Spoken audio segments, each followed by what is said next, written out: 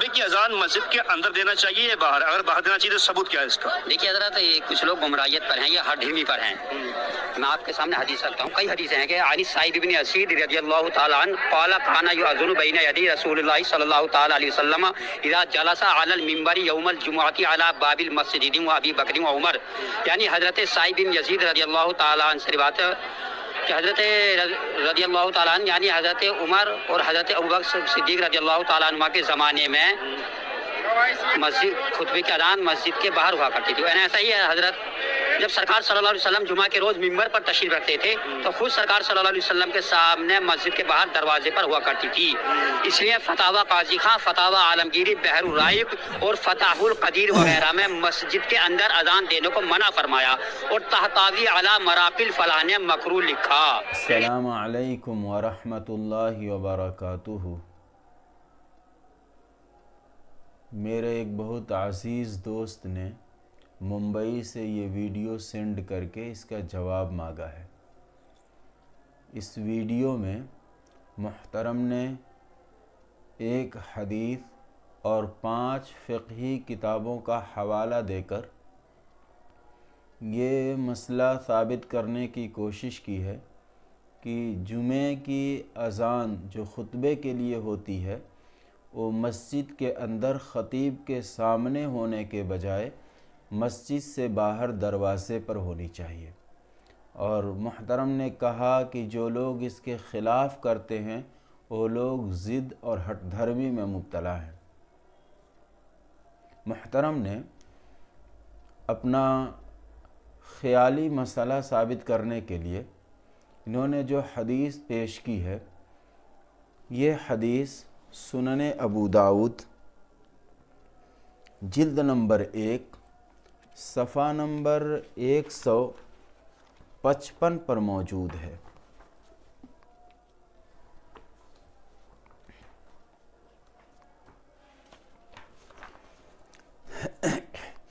واقعتاً اس حدیث کے اندر یہ بات بیان کی گئی ہے کہ نبی اکرم صلی اللہ علیہ وسلم کے زمانے میں اور حضرت ابوبکر و عمر رضی اللہ عنہما کے زمانے میں جمعے کے دن جب امام منبر پر بیٹھ جاتا تو اس کے سامنے مسجد کے دروازے پر اذان ہوتی تھی۔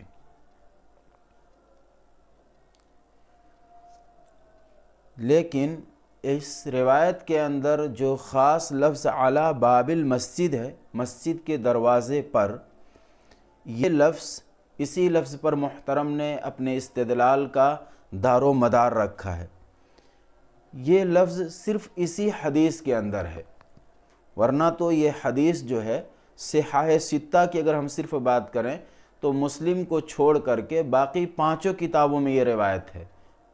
بخاری میں، ترمذی میں، ابو داؤد میں، نسائی میں اور ابن ماجہ میں،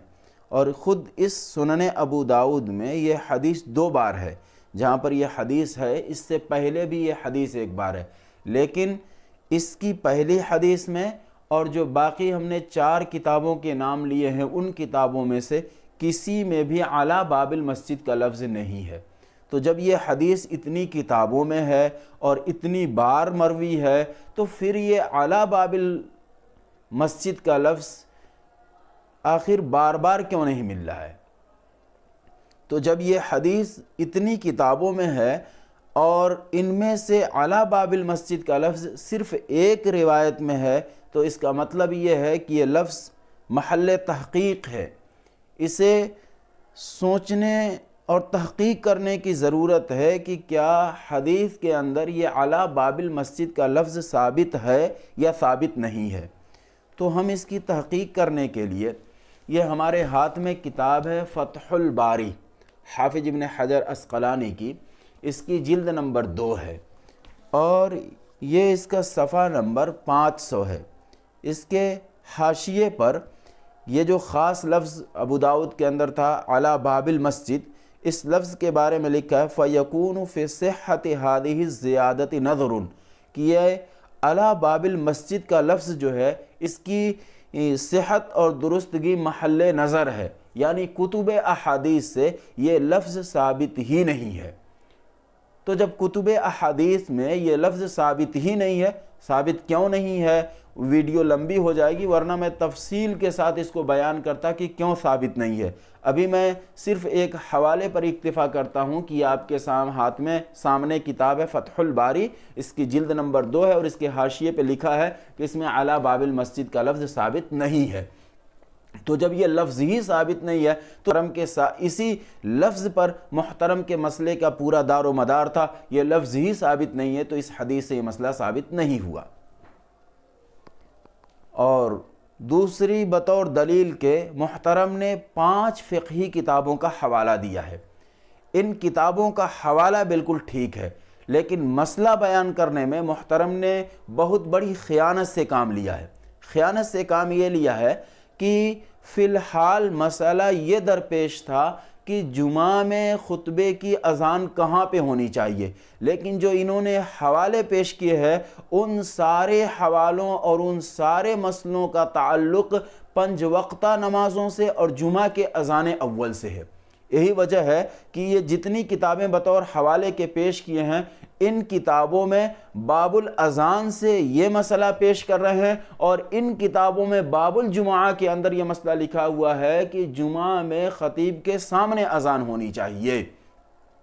اگر محترم دیانتداری سے کام لیتے اور یہ مسئلہ باب الاذان میں دیکھنے کے بجائے جو 5 وقتہ نمازوں اور جمعہ کے اذان اول سے متعلق مسئلہ ہے وہاں دیکھنے کے بجائے یہ باب الجمعہ کھولتے اور وہاں پر دیکھتے کہ خطیب کے سامنے والی اذان کہاں ہوگی تو پتہ چلتا کہ ان کو کہاں ہونی چاہیے۔ چنانچہ میں ان کے حوالے کھول کے دکھاتا ہوں، آپ وہ کتابیں ملاحظہ فرمائیں۔ ان کتابوں میں یہ حوالے کوٹ کر رہے ہیں سب باب الاذان سے، جس سے یہ بات سمجھ میں آ رہی ہے کہ اذان مسجد کے باہر ہونی چاہیے، لیکن میں بار بار بتا رہا ہوں کہ یہ اذان 5 وقتہ نمازوں کا اور جمعہ کے اذان اول کے بارے میں ہے یہ مسئلہ، اور ہمیں ابھی فی الحال مسئلہ یہ ہے کہ جمعہ کی اذان کہاں ہونی چاہیے۔ تو ان ساری کتابوں کے اندر باب الاذان میں 5 وقتہ نمازوں کے بارے میں تو مسئلہ یہ لکھا ہے کہ مسجد کے باہر ہونی چاہیے، لیکن انہی کتابوں کے اندر لکھا ہوا ہے کہ جمعہ میں جو اذان ہوگی خطیب کے سامنے، جمعہ میں جو خطبے کے لیے اذان ہوگی وہ خطیب کے سامنے ہوگی۔ چنانچہ انہوں نے بطور حوالے کے جن کتابوں کا نام لیا ہے ان میں سے ایک کتاب کا نام لیا انہوں نے فتاوی عالمگیری۔ ہمارے ہاتھ میں یہ کتاب ہے فتاوی عالمگیری، اس کی جلد نمبر 1 ہے۔ محترم نے جو حوالہ پیش کیا ہے ان کا بیان کردہ مسئلہ یہ صفحہ نمبر 55 پر ہے۔ اس میں مسجد کے اندر اذان دینے سے منع کیا گیا ہے، لیکن یہی کتاب اگر آپ صفحہ نمبر 149 کھولیں گے باب الجمعہ تو اس میں لکھا ہے کہ خطیب کے سامنے اذان ہونی چاہیے۔ انہوں نے ایک اور جن کتابوں کا حوالہ پیش کیا ہے ان میں ایک کتاب کا نام لیا ہے انہوں نے بحر الرائق۔ ہمارے ہاتھ میں ہمارے لیپ ٹاپ کے اسکرین پر کتاب ہے البحر الرائق، اس کی جلد نمبر 1 ہے اور یہ صفحہ نمبر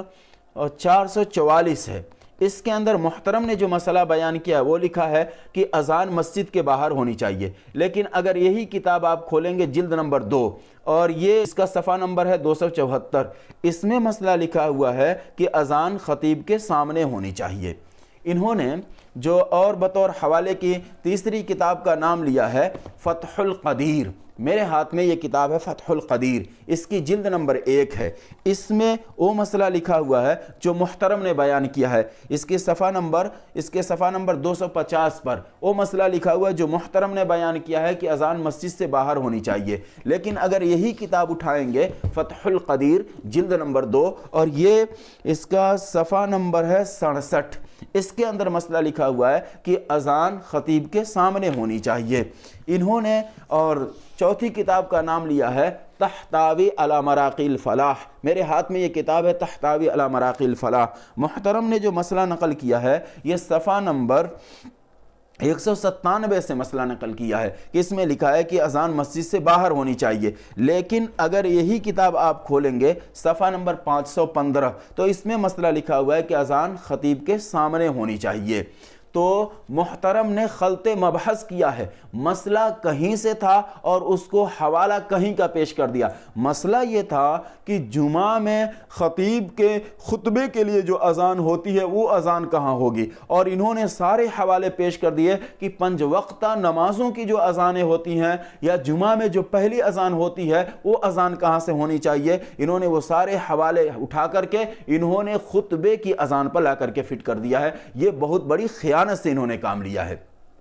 تو یہ حالت تھی ان کے بیان کردہ دلائل کا۔ آپ نے حدیث کی بھی حالت دیکھ لی کہ حدیث میں جس لفظ پر انہوں نے اپنے مسئلے کا دار و مدار رکھا ہے وہ لفظ ثابت نہیں ہے، اور پھر اس کے بعد سے فقہ کی کتابوں سے جو انہوں نے حوالے پیش کیے ہیں وہ سارے حوالوں میں انہوں نے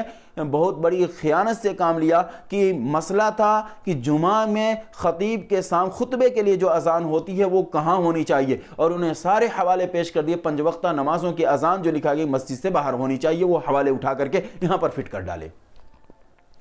یہ تو محترم کی دلیل کی حالت ہوئی جو ہم نے آپ کے سامنے بیان کری۔ اب آخر میں اپنے سامعین سے ایک گزارش اور ایک وضاحت یہ ہے کہ یہ جو حوالے پیش کیے ہیں جس کے بارے میں آپ کو بتائی گئی یہ بات کہ ان کا تعلق 5 وقتہ نمازوں سے اور جمعہ کے اذان اول سے ہے، اور ان کتابوں میں مسئلہ یہ لکھا کہ یہ اذان مسجد سے باہر ہونی چاہیے۔ ان عبارتوں سے اور ان حوالوں سے آپ دھوکہ نہ کھائیں، اور آپ یہ نہ سمجھیں کہ یہ 5 وقتہ اذان مسجد کے اندر دینا منع یا مکروہ ہے، بلکہ اصل بات یہ ہے کہ اذان میں مقصود یہ ہے کہ اذان ایسی جگہ سے ہونی چاہیے کہ جب اذان ہو تو اس کی آواز نمازیوں تک پہنچے تاکہ وہ سن کر کے مسجد میں باجماعت نماز پڑھنے کے لیے حاضر ہوں۔ چنانچہ محترم اگر غور سے پڑھتے تو یہ جو حوالے پیش کیے نا، انہی حوالوں میں سے یہ فتاوی عالمگیری کے اندر بھی لکھا ہے اور اسی طرح سے بحر الرائق کی جلد اول کے اندر بھی لکھا ہے کہ اذان ایسی جگہ سے ہونی چاہیے کہ نمازیوں تک آواز پہنچ سکے۔ اور چونکہ پرانے زمانے میں جب لاؤڈ اسپیکر موجود نہیں تھا تو اب اذان لوگوں تک پہنچانے کے لیے طریقہ یہ ہوتا تھا کہ کسی اونچی جگہ سے اذان دی جاتی تھی، اسی لیے اس میں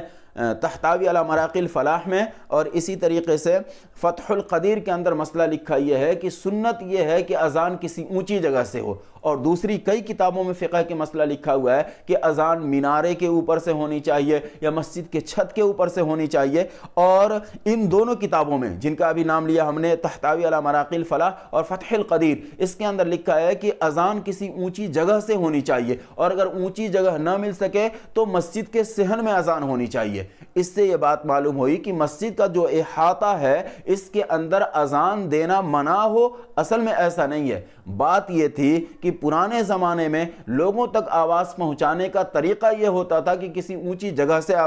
اذان دی جائے، اور اگر اونچی جگہ دستیاب نہ ہو تو کم از کم مسجد کے احاطے سے باہر سے اذان دی جائے تاکہ لوگوں تک اذان کی آواز پہنچ سکے۔ اگر مسجد کے چھت کا جو دائرہ ہے اس کے اندر آدمی گھس کر کے اذان دے گا تو اس اذان کا کوئی فائدہ نہیں ہوگا، کیونکہ آواز باہر نہیں پہنچ سکے گی۔ لیکن دور حاضر میں جب لاؤڈ اسپیکر کا ایجاد ہے اور ہر جگہ لاؤڈ اسپیکر بآسانی دستیاب ہے، لہذا اب کہیں سے بھی اذان دی جائے تو اس میں کوئی کراہت اور کوئی ممانعت نہیں ہے، کیونکہ اذان کا جو مقصد ہے وہ مقصد بآسانی حاصل ہو جائے گا۔ امید کرتا ہوں